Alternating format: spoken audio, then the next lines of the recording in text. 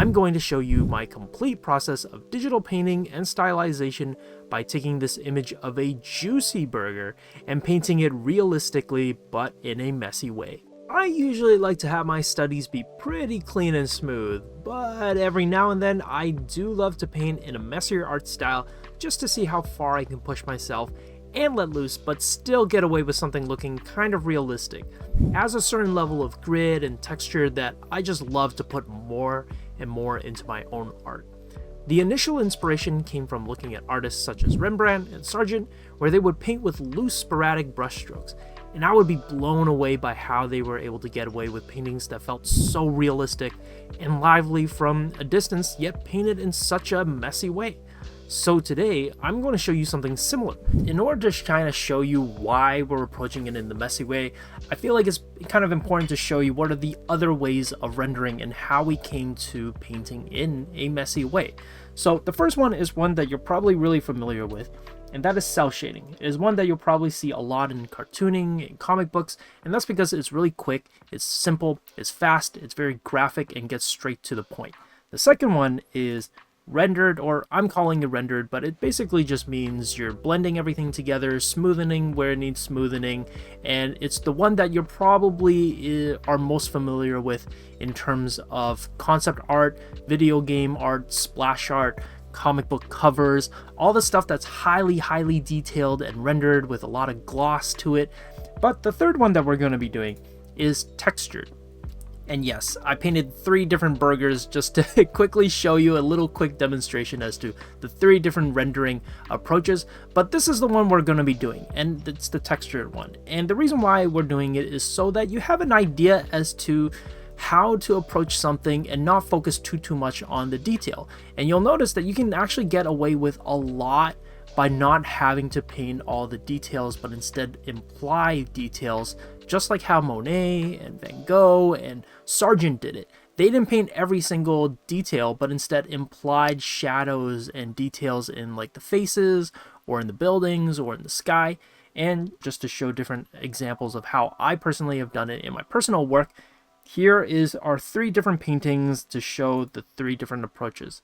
So the first one, it's just 2 values on everything, very graphic, very simple, kind of almost a bit more out of a flatter look. The second one is a more blended, smoother approach in the portrait. I spent more time blending the lips, lip gloss, spent more time blending the glasses and the skin. It's definitely still stylized, but it's starting to lean a little bit closer to that realistic look.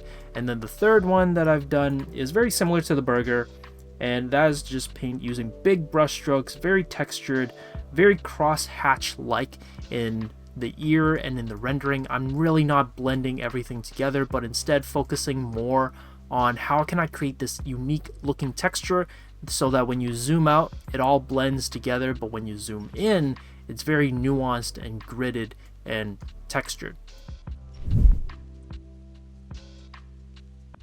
I'm going to be using Krita to draw. I know Jesse usually works in pixels. I don't know why. I think it's because I have a more traditional background. My brain thinks in like inches. I'm going to do 11 by 15. It's a little bit of an odd size choice, but I want it a little bit longer. Yeah, I'm a big fan of burgers. I love burgers. If I want to make it all like presentable, so I'm just going to make a rectangular selection. I'm going to right click it and I'm going to invert selection and I'm going to bucket fill this. And the first thing is, usually you want to figure out what your composition is. In order to figure that out, you want to just start off with very basic shapes. I'm not going to focus on necessarily the details of the inside shape. Instead, what I'm trying to focus on is the silhouette of everything. In terms of like good drawing habits, I would say the overarching principle is just that you're trying to keep it loose. Don't grip too hard. One, you'll wear away your nib and you'll kind of start scratching your tablet surface, which sucks. Don't do that. When I'm drawing this too, I am still keeping it fairly loose and in a way rough. When I do like cleanup and everything like that, I do then start considering, it's like, okay, how thin are my lines? Because if something is delicate and you're not supposed to see too much of it, then keep your lines thin. If it's something that's supposed to be major and it is supposed to stand out, then you can darken it. So what I'm trying to think now is how I want to block this out. That will make it easier for multiplication. You know, I'm just gonna block it all in one color, like the burger all in one color, and block it in with like a blue. This way, as I'm coloring it, I can see what I've missed. You can use the magic wand too if you want to, but because my lines aren't clean, they aren't fully closed, I can't use the magic wand. I like to separate my elements into different pieces, so you'll notice that on my layer I have a burger. This is for the burger fill, and then I have my board fill, and then I have my back fill. But basically what I've done right now for my burgers is I've turned it into a masking layer, so it just stays inside. So it makes it easier for when I need to render it, when I need to fill it in the proper color. It's all contained in this turquoisey color that I've done. And if I need to change it, or if I'm like, oh, I'm missing a part of a leaf, or I want to add to it, I just need to color in the blue part, and then I can change the shape of that masking layer. So since we're stylizing it, I'm gonna push the saturation just for now. We'll see how it goes. For me, this is how I also like to approach coloring, which is to not worry too much right off the bat whether you got the colors correct or not. I like to worry about blocking it in because colors influence one another. So right now I have a dark background, it's blue, and my bun is in the orange side, so those are contrasting complementary colors. So I kind of go into that knowing that the dark blue background is going to really push and emphasize the orange aspects of the bun. What that means is that usually, even if it's not too saturated, that blue background, because it's darker in value and it's a complementary color, it'll just help push it just a little bit more and make it feel just a bit more saturated and stand out more than it usually would. So like if I take away the background, now my bun appears really dark and like kind of dull-ish, but then if I bring back the background, then it stands out just like a teensy bit more. So I go into that knowing that, but then also that's why I have to fill in the bacon and everything else in it as well, because again, I kind of go into it knowing that its colors are being influenced by each other. They're kind of playing off one another.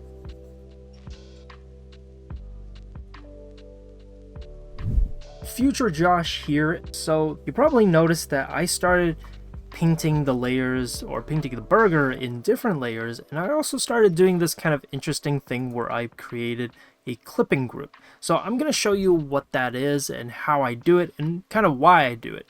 So the reason why I might separate things into clipping groups or different groups in general is because if my painting has a lot of elements, I like to separate them into different layers so it keeps things organized and separated in case I want to only focus on one particular element, or I want to just check out how it's working. And in this case, there's a lot of elements. There's the burger, there's the board over here, there's the back wall, there's the table, there's the wall. There's a lot of things going on in this painting itself.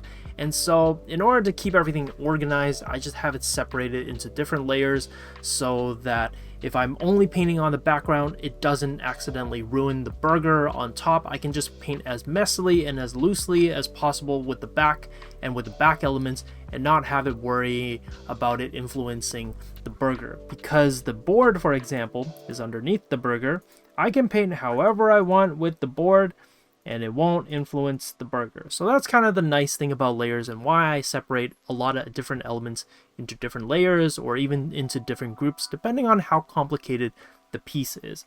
But something else that you might have noticed is that I painted the burger blue first. And you might be like, Josh, why did you paint the burger blue? That doesn't make any sense. And the reason why is because I like to make clipping groups for the different elements so that I don't color outside of the lines and I can color as messily as possible, and I can also keep some of the painting textures that you see here on the burger. So if you notice, if I turn on the coloring, some of that texture stays there. like some of these like little bits over here and little over here and over here, like they stay there, and that's kind of the benefit of painting with a clipping group, that I get to keep those textures. So that's kind of like the cool thing about clipping group. And the reason why I also color it blue is just because it's a color that's opposite from the burger itself. The burger is very warm, it's very orange, very red, and so by having a blue fill or blue base color, I can see it really easily whenever I'm filling it in with the proper colors. So that's a lot of talking, but how do you actually do, or how do you make a clipping group? So I'm gonna grab good old Cel Shaded Burger over here and demonstrate it with you. I'm actually gonna turn the whole thing blue just so that it's easier to see.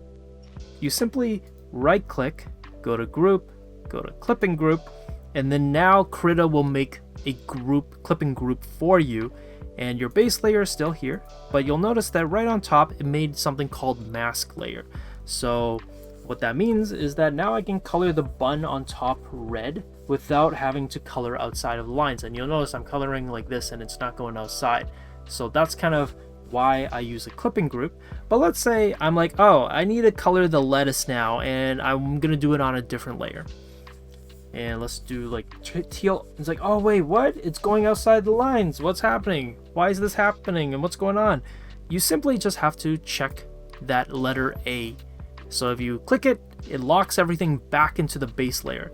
And so you'll notice everything that I paint, the mask layer, paint layer, it's staying within the blue base fill. So if we go back to what I showed with this guy, the original painting, that's why I created this blue filled in burger first.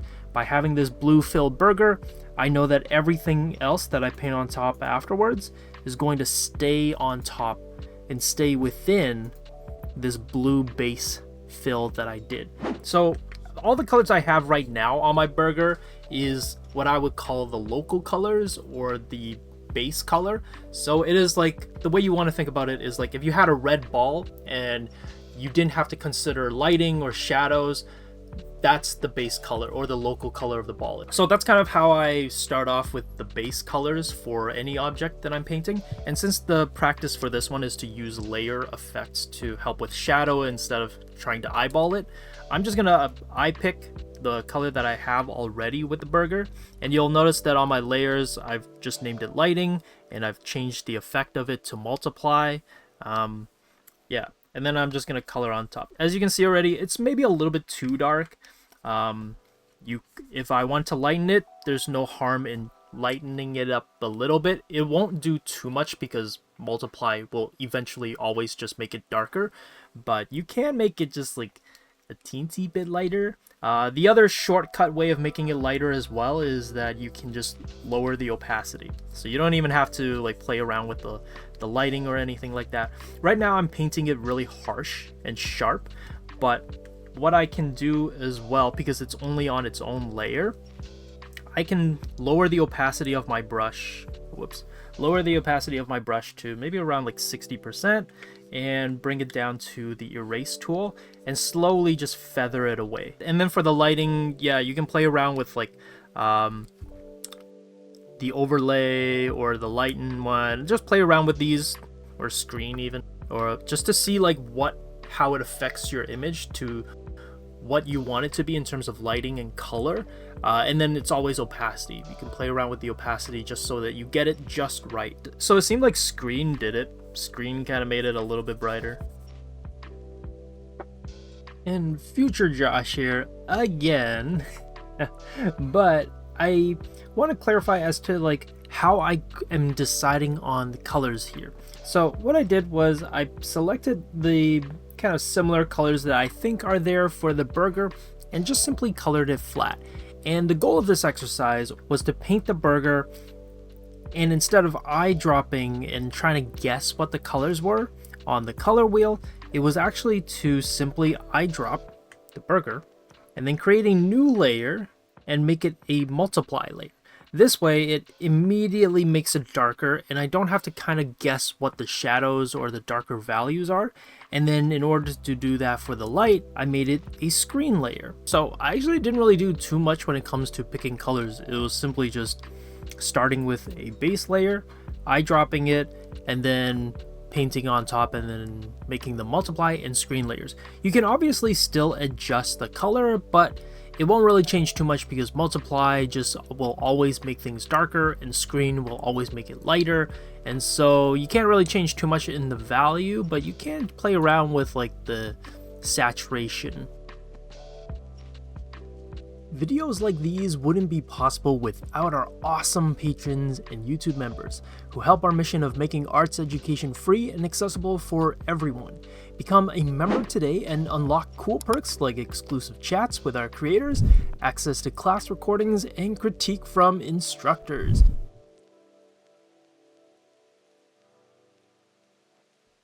For me, I believe eyeballing colors is a great way to train and test your understanding of color theory and put it to the test in an applicable way. It's one thing to memorize and learn about all the different color schemes and all the different color combinations, but if you don't know how it works in real life and how to paint it, then you're never going to truly understand color theory. And trust me, you will always be learning and trying to understand color theory.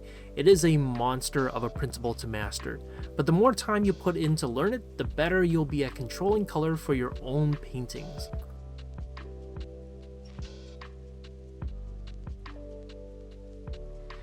And if any of you are curious as to which brush I'm using while painting this burger, I am using the Ink 8 Sumi E brush.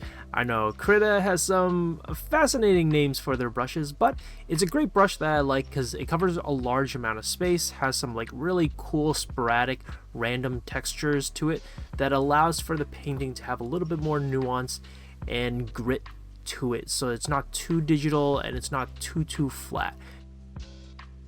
Basically, I just like textures and I like to see the texture in the painting. So that's kind of why I don't always just rely on the magic wand or the lasso tool to paint in my images, because I kind of want that imperfection and almost the act of actually painting in my fill or my block in when I do my paintings. Join a virtual class in seconds and learn live from professional artists. Enjoy weekly assignments, individual guidance, and real-time feedback on your artwork so you can create like a fearless illustrator. If you learned something new, please like and share this with a fellow art nerd. If you love receiving quality and free arts education, subscribe. Here's a couple other videos you can check out next.